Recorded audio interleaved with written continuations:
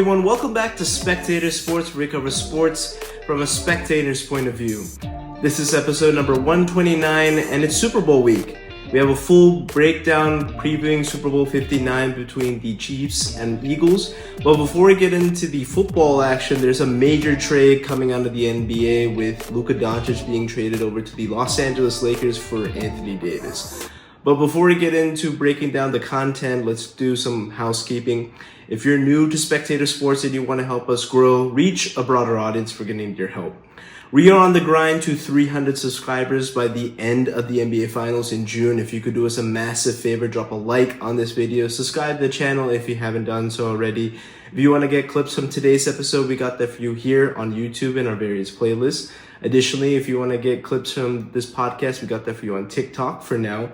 And if you want to enjoy Spectator Sports from an audio perspective, we got that for you too. I'll link the Spotify, the TikTok, and the YouTube channel all in the description, and let's get into this week's episode. Luka Doncic is a Los Angeles Laker. I went to bed on Saturday night and it was business as usual. The Lakers picked up a win in MSG against the New York Knicks. LeBron had a triple-double. We didn't think that anything crazy was going to go down, but the NBA with the trade deadline upcoming, you know there's going to be some drama, and boy, did we have some. This is by far the strangest, most surprising trade I've ever covered here on Spectator Sports. I went to sleep with Luka Doncic as a Dallas Maverick and Anthony Davis as a Los Angeles Laker, both players recovering from injury. When I woke up on Sunday morning, my phone was blowing up. Numerous notifications from Bleacher Report, ESPN, talking about the Shams Charania report with Luka Doncic has been traded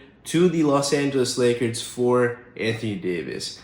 And there's more compensation, which we'll talk about as well, but mainly wanted to discuss the impacts for both teams. And we've had a couple days to digest it, and we're going to break that down for you guys. First thoughts on this trade was, wow. I mean, Luka Doncic is my favorite player, and now he's playing on my favorite team. He's a young superstar, and there's just been so much talent that we can see in him. I mean, he just carried the Dallas Mavericks on this Cinderella run to the NBA Finals in 2024, and they were unfortunately outmatched by the superiorly talented Boston Celtics in 5 games. But 8 months later, their superstar is traded to an entirely different team, so how did we get here? For starters, this season began with Luka Doncic entering training camp overweight.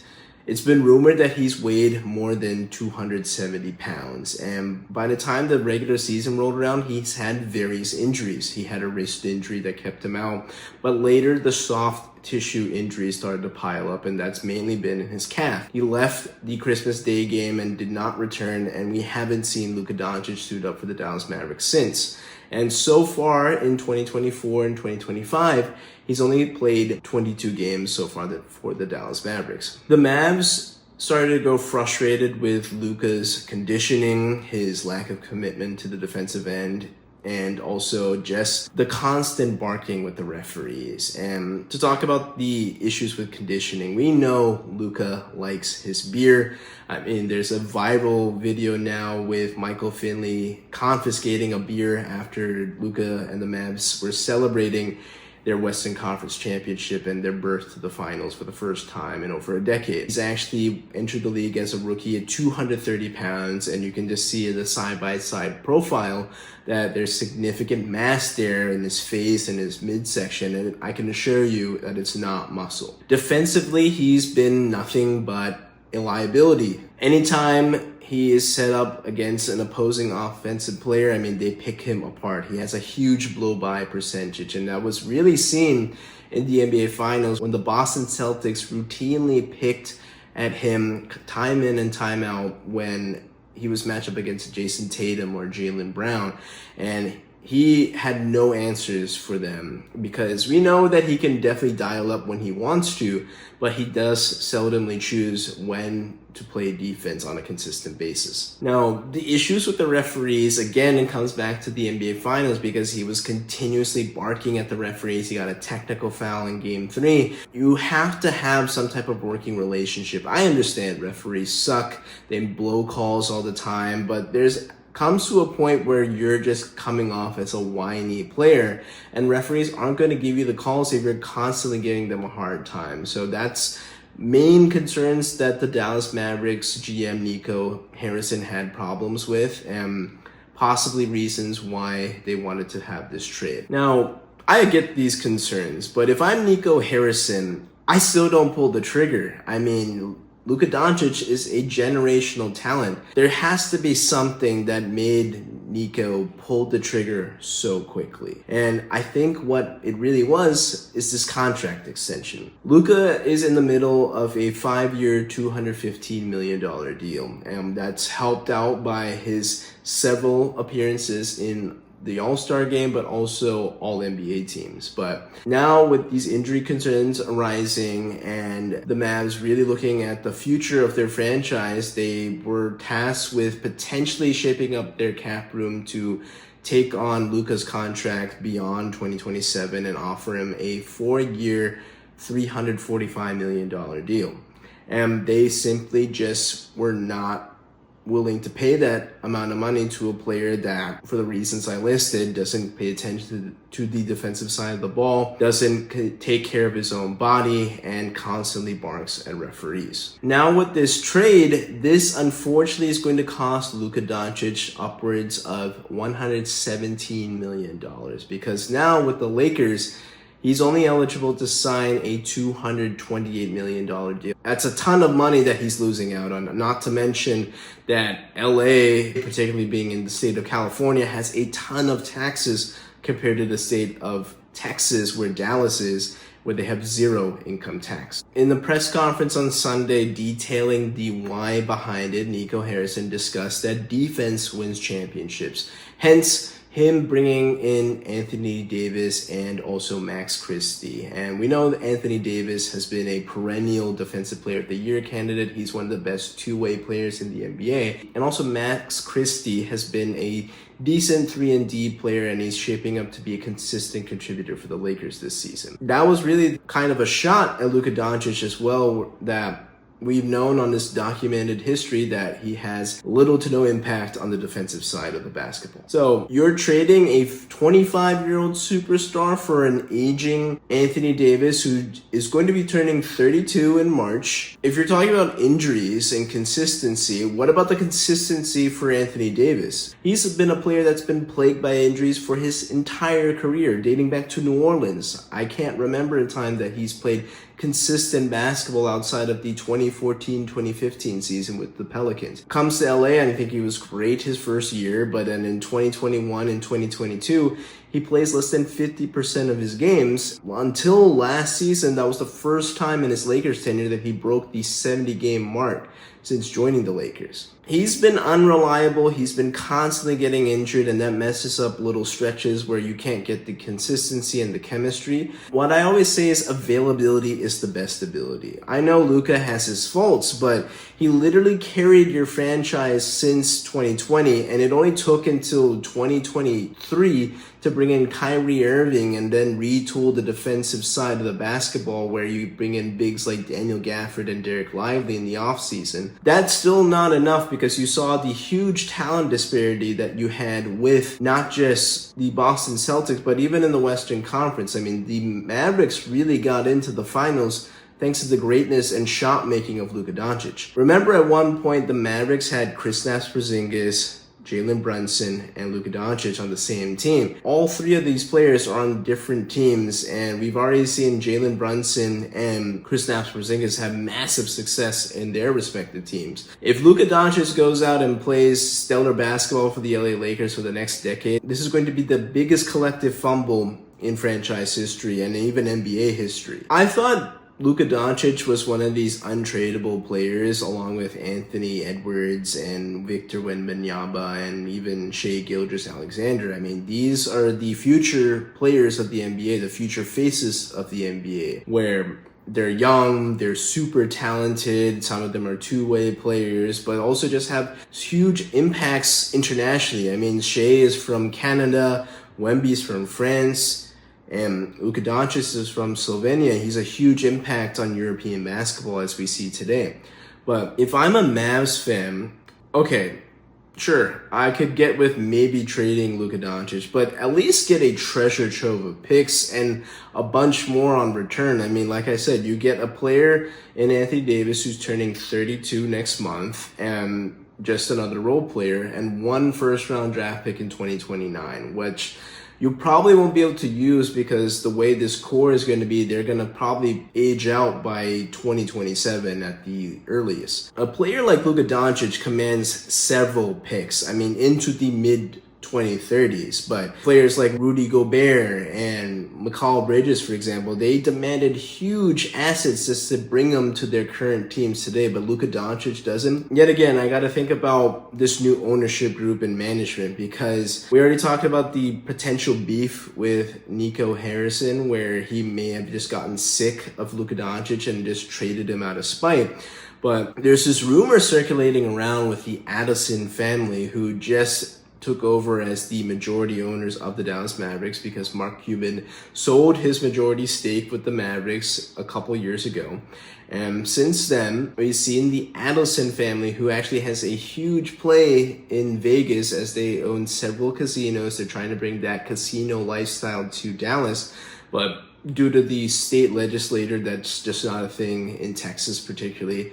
So what I'm getting at is that they're trying to maybe tank attendance in Dallas, make it such an undesirable product, and then steal the Mavericks from Dallas and relocate them to Vegas, which their headquarters are. Clearly, the relationship between Luka and Dallas Mavericks ownership and management soured in the recent years, but I really feel that they really must hate Luka to not only just trade him, but also take away at least $100 million out of his pocket. This trade is going to be talked about for years to come, but looking at it now, I mean, yes, this might help you out in the short term, but this was not nearly enough. But as of now, at first look, this looks like to be a massive mistake for the Dallas Mavericks. Now, while the Mavs have just traded their 25-year-old superstar to the LA Lakers, they do pick up Anthony Davis and Max Christie. But specifically talking about Anthony Davis, he's going to fit in pretty naturally with the Dallas Mavericks, because now, with Daniel Gafford and Derek Lively whenever he gets back from injury, Anthony Davis can simply slide back into his more natural powered forward position. And at the 4, he can be a little bit more of that stretch 4 and then be the weak side shot blocker. And that's just something that Anthony Davis has always been more comfortable with. Kyrie Irving is going to be your combo guard, simultaneously setting up the whole offense, but also being more of an attacking type of shooting guard that we used to see in this game, dating back to his days in Brooklyn and Boston and also the Cleveland Cavaliers. You also have PJ Washington and Klay Thompson, who are going to be your sharpshooters, and they're going to bring you contributions on the defensive side as well. And right now, this team probably is going to look a lot better than the Lakers will for the short term. And short term, they actually have what it takes to make the NBA Finals, even as presently constructed. The West is wide open right now, and if these guys can figure it out in the short term and figure it out, they can go on a run and potentially have early returns on investment. And who knows, maybe if they win a championship, this deal is very well worth it. But this has to play itself out, because if they don't win in the next 2-3 seasons, remember that most of this core is going to be north of 35. And I mean, Klay Thompson only has so limited time, Kyrie as well, and Anthony Davis. So they really have to make sure that they maximize the next 2-3 seasons before all these players age out and eventually retire. Let's look back at Anthony Davis's tenure with the Los Angeles Lakers. Ever since joining the Lakers in the summer of 2019, we saw immediate success. We talked about the 2020 bubble championship run with LeBron in Orlando, and that brought the Lakers' first title in over a decade. But I'd like to say, since then, his tenure with the Lakers has been a disappointment. Through 2021 and 2022, he actually played less than 50% of possible games. And he was supposed to be the next great Laker. He was supposed to be the guy that takes the reins from LeBron James as he entered his final chapter. And he was supposed to be the go-to option in the Lakers offense. But somehow, some way, Anthony Davis had injuries, and then also just never had that kind of killer instinct to say, well, no, this is my franchise now, LeBron. I'm going to take over. I'm going to build my own legacy. But for whatever reason, he was content with being the second fiddle to LeBron James, and a LeBron James that was aging, getting older day by day. And we know that Father Time is always undefeated, and eventually LeBron will have to hang it up. But it never seemed that Anthony Davis was ready to take over as being the face of the Lakers. He missed a ton of time due to various ailments, and he never got that Defensive Player of the Year that we always thought he would get. He's lived off this whole, he's a top 5 talent label for many years, but never quite reached that potential. He always needed to be challenged to be at his best, and guys like Giannis and Nikola Jokic have overtaken him as some of the best bigs in the league. And both of them have had multiple MVPs. Giannis has had a Defensive Player of the Year award as well, beating Davis in 2020. But also they have been the faces of their franchises, leading them to championships. And also far more reliable, especially in the postseason. Had he been better, I'm sure the Lakers would not have even thought of pulling this trade with the Dallas Mavericks. But when you think about trading him for a younger superstar at age 25, I think Rob Pelinka was so quick to pull that trade. Now, what does this mean for the Lakers? Because they made this move after one of their best wins of the season. LeBron James was in Madison Square Garden under the lights playing the New York Knicks and had probably one of his best performances of the year. A 30-piece, a triple-double, put on a show for the MSG crowd, and then celebrated that performance at dinner with his family. Now, Rob Pelinka, I've been a little bit critical of him. I've said he's been a puppet of LeBron ever since the two linked up in 2018. But this move was made without even consulting LeBron James. Because remember that LeBron and AD are represented by the same agent, Rich Paul of Clutch Sports. If LeBron maybe knew about this, I'm sure Anthony Davis would have heard about it a lot sooner, because this whole trade was done in the early morning hours Eastern time, and nobody knew about it until the trade was actually put through. Even Luka and Anthony Davis did not know about this trade until it was finalized. And it's clear to me with this move, Rob Pelinka and the Lakers are thinking about a post-LeBron era in Los Angeles. They knew that LeBron has recently turned 40 and he's been great, but eventually he will retire. That's just a fact. Yeah, you could roll the dice with Anthony Davis and play out those years and try to build around him, but we've already seen what he can do as a Laker, and even in his days in New Orleans. Teams have tried to build around him and they've failed. I mean, his best playoff performance basically as the go-to guy in New Orleans was a second-round exit. And that's good. I mean, the Lakers haven't really had too much success since they won the title in 2020, with only one time that they've gone past the first round. But I do have to think that the Lakers making this move for Luka Doncic have now bought themselves a decade, because Luka has been a superstar since entering the league in 2018. I know Luka Doncic has his faults. We talked about his conditioning problems, his issues with the referees. But a team and a franchise like the LA Lakers is an international brand, and that changes things. And I mean, if you look at Luka's Twitter account, he paid homage to Kobe and his late daughter Gianna, who tragically died 5 years ago in that helicopter accident. We know that the Lakers always have a superstar, whether it's Magic and Kareem. Later it's Shaq and Kobe. Later it's just Kobe and Gasol. Then you have LeBron come in with Anthony Davis. Now the Lakers have their next star of the 2020s and the 2030s, because Luka's only 25 years old, because remember, he's probably just entering his prime as an NBA prospect. He's been competing in this game of basketball since he was the age of 16, going up against grown men. It's always when we doubt Luka Doncic that he always puts on a show. He always exceeds expectations. He has that alpha, that dog in him, and I think he fits perfectly with what the Lakers want to do in a post-LeBron world. This is clearly not a move for right now, as we know that basically trading away Anthony Davis will gut their front line that already had problems when Anthony Davis was out due to injury. It's going to be an interesting rest of the season. They currently stand in 5th place in the Western Conference. I think that it's going to take some time to gel, as also Luka's recovering from a calf strain.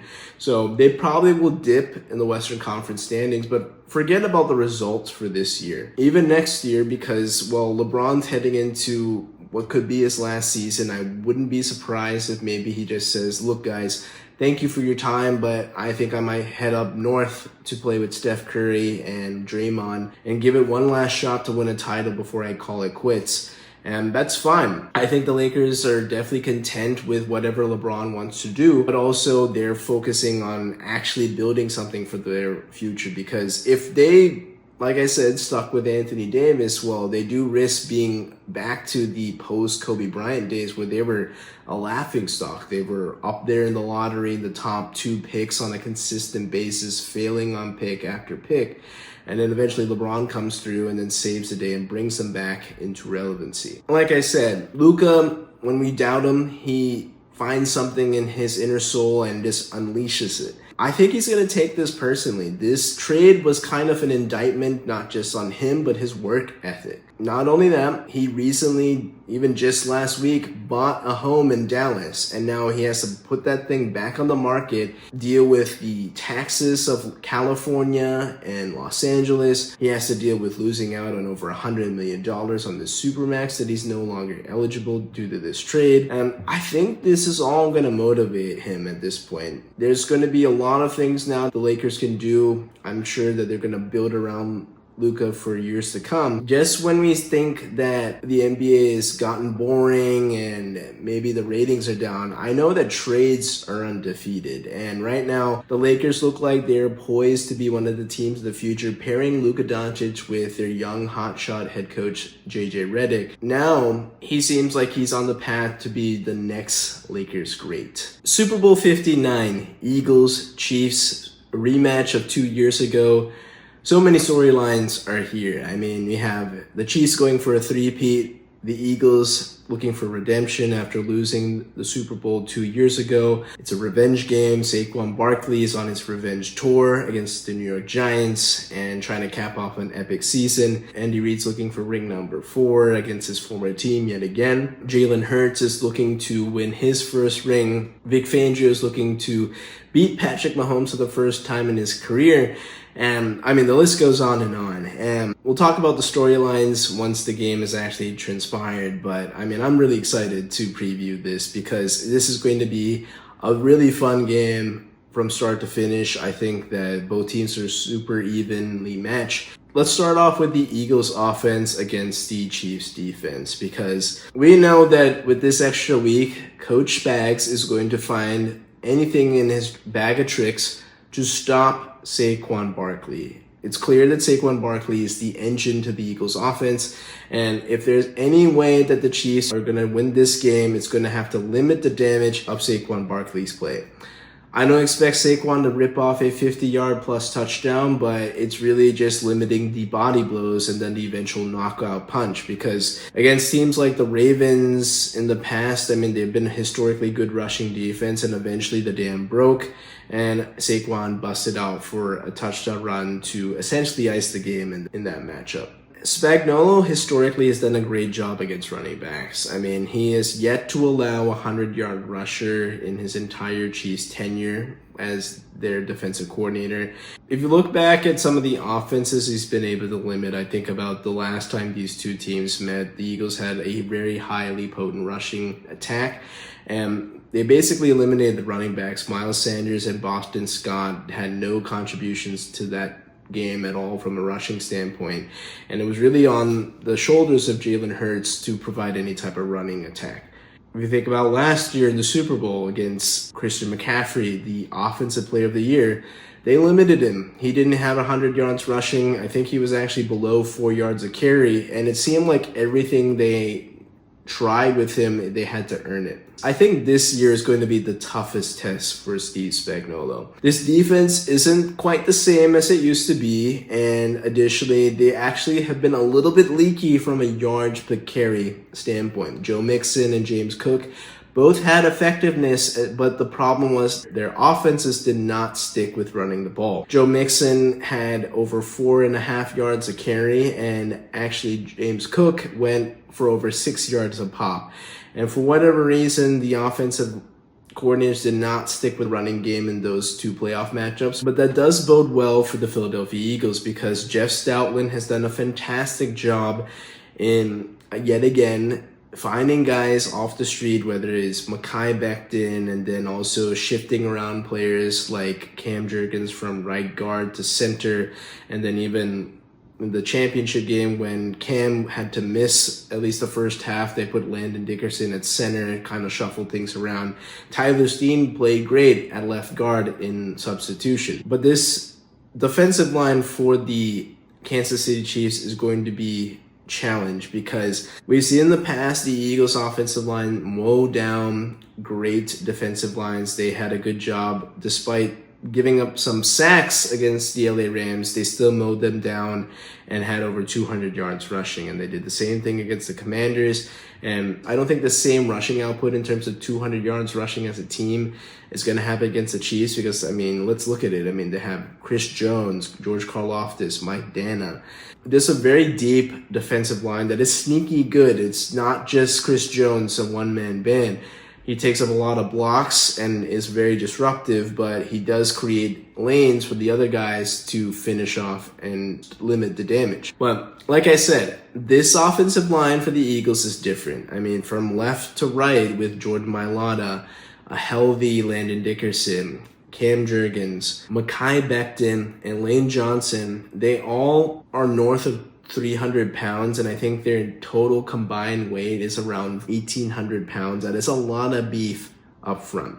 It's all going to be starting up front, whether it's creating time in the pocket for Jalen Hurts to throw, or also creating running lanes for Saquon Barkley. Because if they don't do that, I think it could be a long day for the Eagles offense. But I do have confidence that the Eagles offensive line can create some holes. And to be honest, even with loaded boxes, Saquon Barkley has had great performances and great rushing games against loaded boxes. I mean, honestly, he's played against loaded boxes all year, and he's still found ways to navigate them for long touchdown runs. But like I've been saying, this offense is not just about Saquon Barkley. It's also Jalen Hurts, who's coming off of a great game in the NFC title game. He had 4 touchdowns in that game, 3 on the ground, 1 through the air, kind of mirroring his amazing Super Bowl performance in Super Bowl 57. They're going to need a great performance from Jalen Hurts against this Kansas City Chiefs defense, and Jalen Hurts has a bevy of options out there. He has Dallas Goedert, who's their leading receiver in the postseason,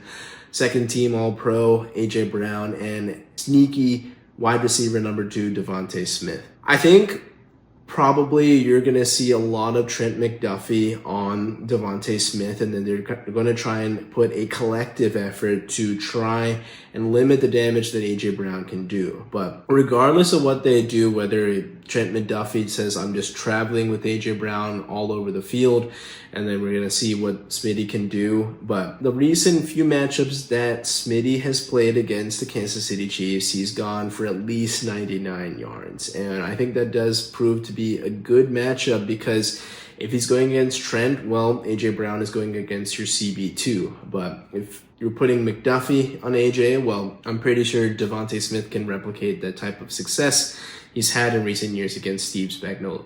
Dallas Goedert has been an emphasis in the postseason, and I really think that this is an opportunity for him to have a huge game. He's going to have some favorable matchups because the Chiefs linebackers have been decent, but I also think that they're going to be probably playing a little bit lower in the box to try and get more pressure on Jalen, and that could create some throwing lanes for Dallas Goedert to get open across the middle or on those tight end screens that we've seen in this postseason. Something that's really been apparent recently has been the short yardage situations, because the Chiefs stopped the Bills' tush-push attempts 3 out of 5 times in that AFC Championship game. And we know that Jalen prefers to go low, and he definitely has some variability with which side he goes on compared to Josh Allen, who goes high and goes behind left guard.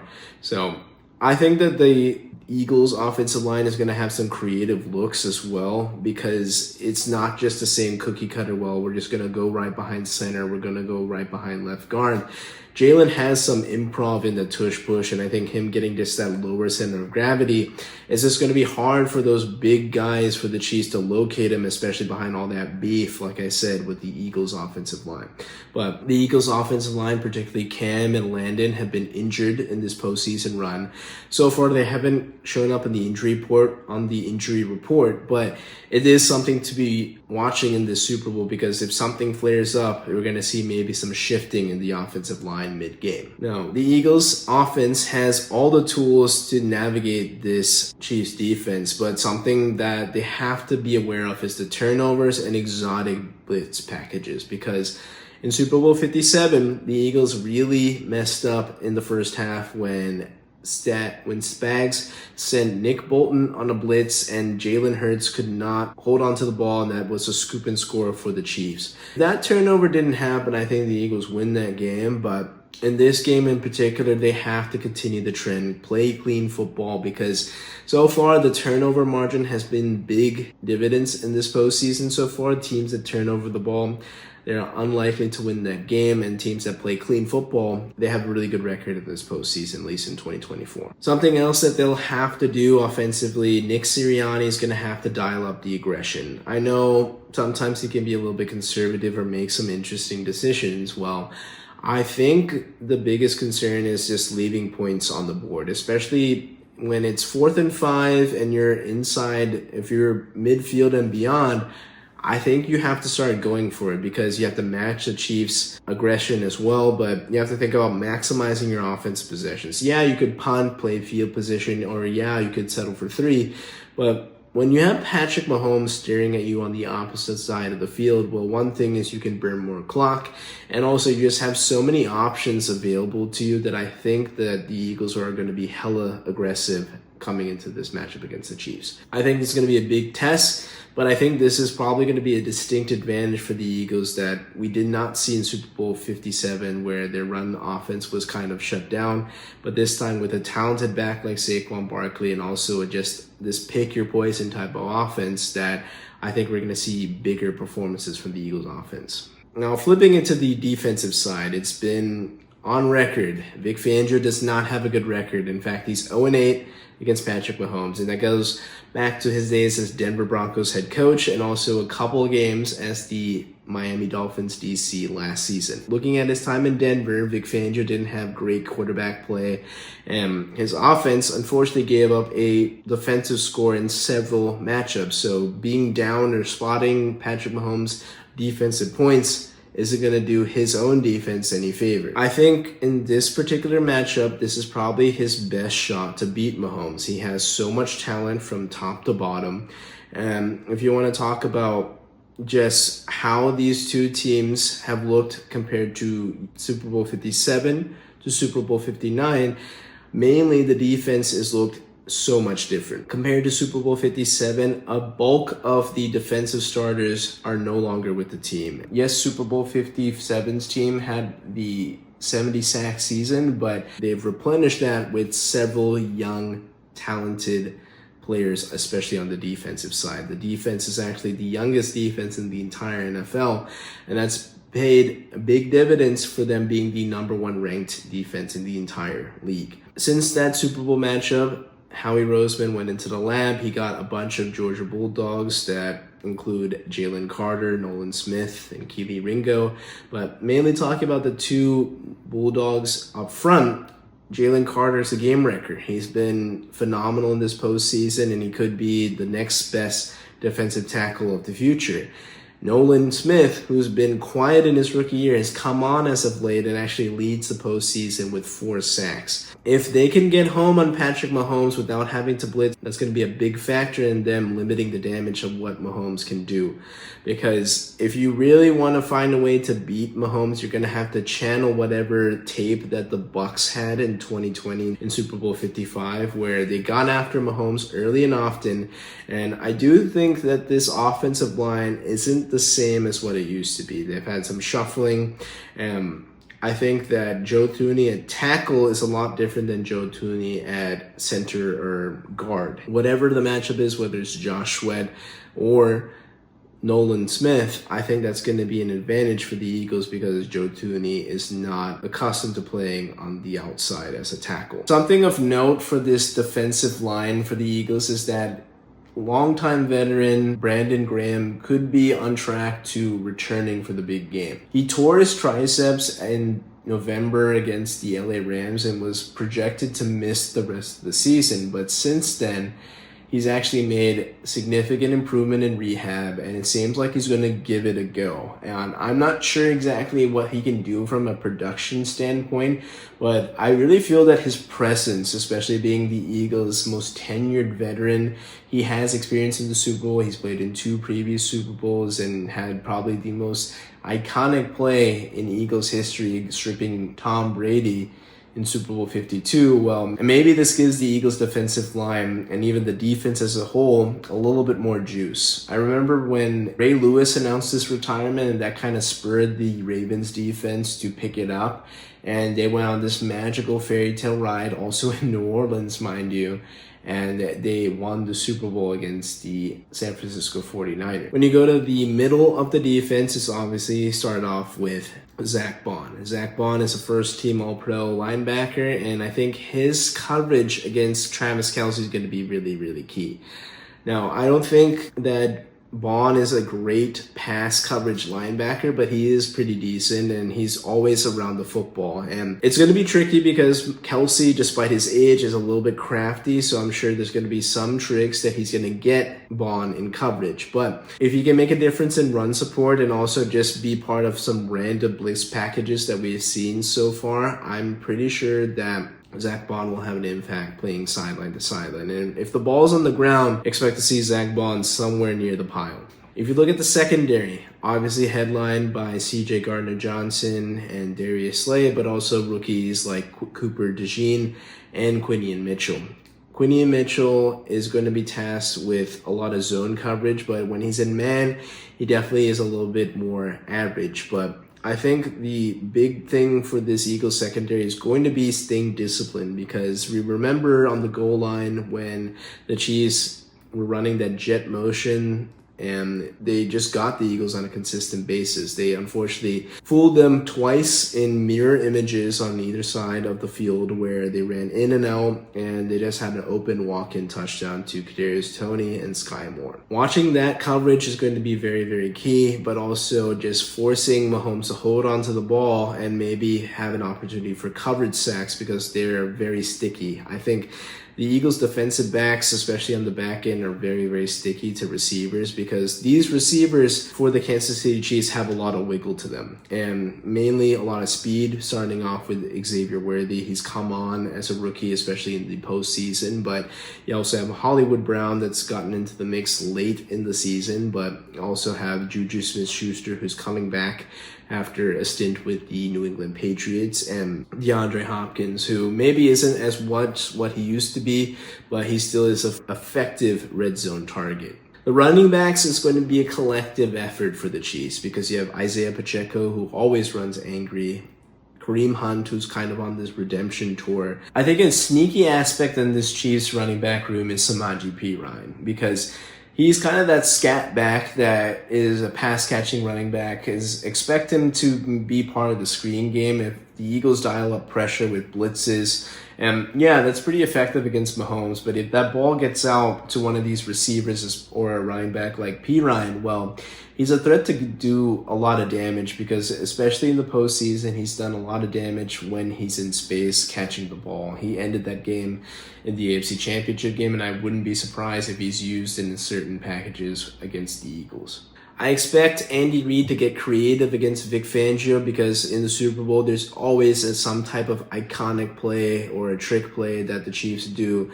And he's been saving something, I'm sure, and there's going to be a lot of times where we'll see Mahomes get loose, whether it's for a back-breaking scramble on 3rd and long, and those are things you're just going to have to live with. Unfortunately, Mahomes is just this ungodly player that can scramble around and just make you look silly. But I would also say that they should juggle that with being disciplined but also being smart, because It's one thing to play physical, but if you play stupid and play after the whistle, especially with the Chiefs and how the referees like to favor them, I think that's something to be concerned about, because anything that's ticky-tack, I definitely know that it's going to be on the Chiefs and it's going to be in their favor. The pass rush has to get home against the Kansas City Chiefs. The last time these two teams played, they played in Arizona, and that was obviously marred by that terrible field conditions that many people noticed, that it was kind of like a slip and slide. And I don't think that it affected any team more like the Eagles, where they really depended on their pass rush. But again, that really comes down to footing. Thankfully, it's going to be played in the Caesars Superdome. So I believe that's an artificial turf, so that's not going to be any type of field conditions that we have to particularly worry about. But footing is really, really important. But getting home is probably more important. Now, time for a prediction. Obviously, in this game, it has a lot of storyline. The Eagles are looking for revenge. And I think against any other team in this playoff mix, this would be the Eagles favored heavily. But I think the only reason why the Chiefs are in this is obvious because they have Patrick Mahomes and Andy Reid. If you look at the Eagles from top to bottom, they have the better roster from 1 to 53. But the difference is all-time great quarterback and an all-time great head coach. And we've seen that with Tom Brady and Bill Belichick, and now we're seeing it with Andy Reid and Patrick Mahomes. Remember, football is a team game, and I think that sometimes we kind of lose sight the aura that the Chiefs have and just think that they're totally unbeatable. The Chiefs should be favored, don't get me wrong, but I also don't think that they're a better team than the Eagles. I think the Eagles have been the better team throughout the entire season, especially after the bye week.